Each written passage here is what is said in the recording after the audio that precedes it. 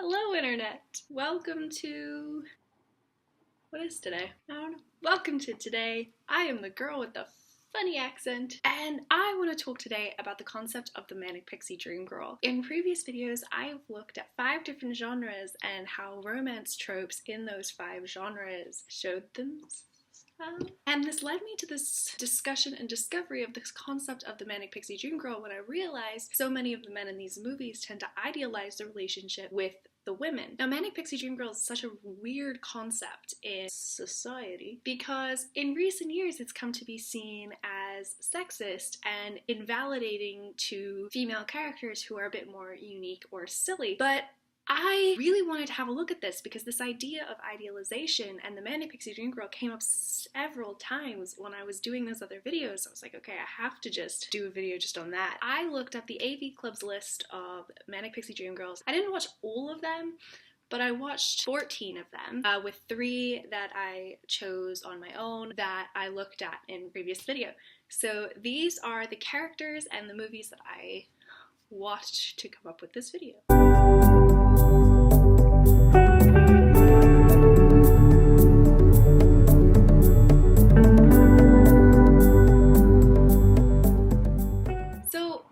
Manic Pixie Dream Girl. I started off this project with a pretty clear definition of what a Manic Pixie Dream Girl was. She was a static character who existed as a fantasy of the male character. A woman like this couldn't really exist in real life. She had no characterization outside of the main character and served only for the male character's benefit. But my definition evolved quite a bit over the course of making this video, which was really frustrating. So of my definition requirements, these are the results I found. 9 out of the 17 characters I looked at, just over half of them had little to no character development. These are the characters. Now, a couple of these were considered sort ofs, because 3 of the characters' end journeys involve death. I'm gonna put them here, so spoiler alert. I really should have spoiler alerted this at the beginning of the video.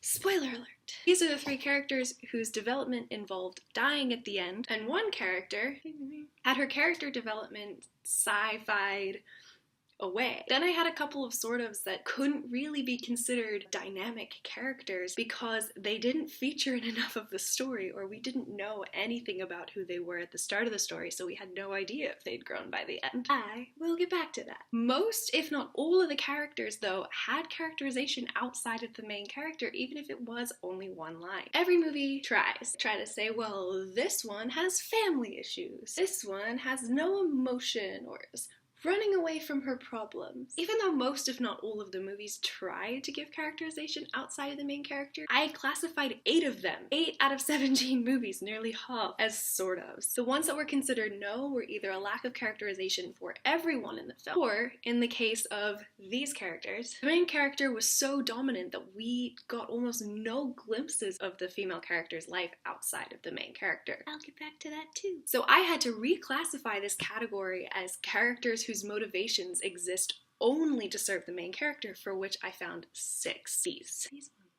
So then I counted up the number of Manic Pixie Dream Girls out of the 17 films that I viewed, and I came up with 7 Manic Pixie Dream Girls out of 17, which is way more than I thought. When I was looking back to make this video, I was like, none of them were, except for I actually counted and there were 7. Turning the page.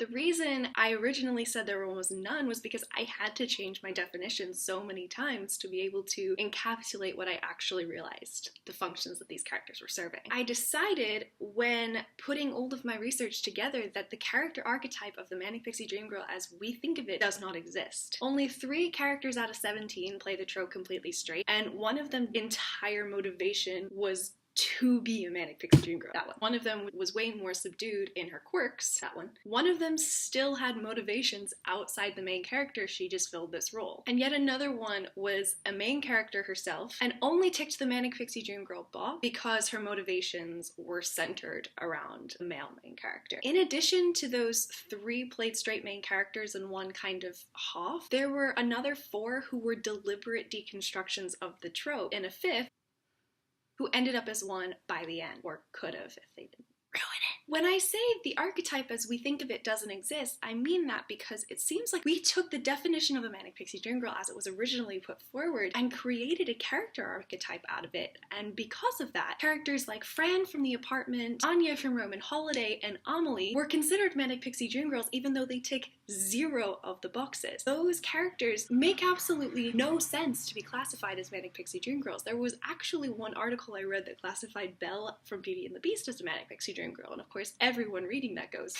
that's silly. But these 3 characters, for example, are also ridiculously silly. How do we end up with characters that tick none of the boxes being considered Manic Pixie Dream Girls? The term itself has undergone an evolution, so its definition now doesn't resemble its original definition. Here are the couple of problems with Manic Pixie Dream Girls that I found when researching this topic. Having stories so overpowered by a male character can kind of disqualify women from being Manic Pixie Dream Girls purely because they're not given the opportunity to be. But we're left with more issues. The idea of a Manic Pixie Dream Girl has to exist for there to be deconstruction, but we've assigned this archetype too specific a definition, so we end up trying to shove square pegs into round holes. We see this idea of the Manic Pixie Dream Girl and we just start shoving characters into that definition even when they don't fit. Annie Hole, Ramona Flowers, and Clementine are all characters who are tricky because their stories are so centered around the main characters that we get almost no characterization for them at all. We see glimpses of it, but the story just isn't about them. They're just sort of there, kind of a prize to be won. Annie Hole couldn't even be considered a straight up deconstruction because of the fact that we don't see any sort of real character growth other than distancing herself from Woody Allen's character. I did not classify these 3 characters as Manic Pixie Dream Girls, even though they do fulfill that role as well, purely because the story isn't even about these characters rewards being the woman. If you really think about it, they're more of a vehicle of the main character's self-actualization. They're not rise, they're not the reason they realize this. Scott Pilgrim starts off fighting with the power of love and then realizes that that's not strong enough and has to gain the power of self-respect. This is completely separate from Ramona, and he only ends up with her when he does learn to respect himself and own up to his own mistakes. Annie Hole leaves the main character, and when he asks to get her back, she says no. She is not the reward for him. He takes it as a punishment that she doesn't want to get back together with him. It's made very clear that he's just a dick. He starts off a dick, and he ends up a dick. She can't be considered a Manic Pixie Dream Girl because she doesn't facilitate his growth. He has no growth. He's just a dick. And finally, once again, the sci-fied away character development of Joel and Clementine in Eternal Sunshine of the Spotless Mind prevents her from being a Manic Pixie Dream Girl purely because the parts of the relationship that establish how he views her are seen more through Joel's memories of the events rather than the events themselves. They skip over large parts. They start with when they meet and when they're happy and then skip ahead to when they're not. We don't find out how that happened. It's just the nature of the story. Clementine is there. She has kind of her own separate thing going on. There are 2 separate Clementines, the real one and the one in Joel's head. So we really can't classify her as anything because the one that actually facilitates his character growth is in his head and doesn't really exist. Or if there's specific deconstruction. Summer can't be considered a Manic Pixie Dream Girl because she's specifically not supposed to be. I went into this wholeheartedly believing that the Manic Pixie Dream Girl as a concept existed, and I've come out of this, even though I've classified 7 of these characters as Manic Pixie Dream Girls, convinced it doesn't exist. The concept as it was originally put forth was a real problem, but we have taken this definition and weirdly morphed it into a character archetype, which then becomes problematic because the character we think of as a Manic Pixie Dream Girl simply doesn't exist, except in those deconstructions. If you look at any of the characters that I classified as Manic Pixie Dream Girls, none of them tick every single box. They just don't. I had to shift my definition several times and eventually had to come up with the fact that they don't have motivations outside of the main character in order to get them to fit any sort of definition. If I had to readjust my definition just to make characters fit, then clearly there's a problem with this characterization. The archetype as we think of it simply doesn't exist, and so when we just take weird and quirky and silly characters and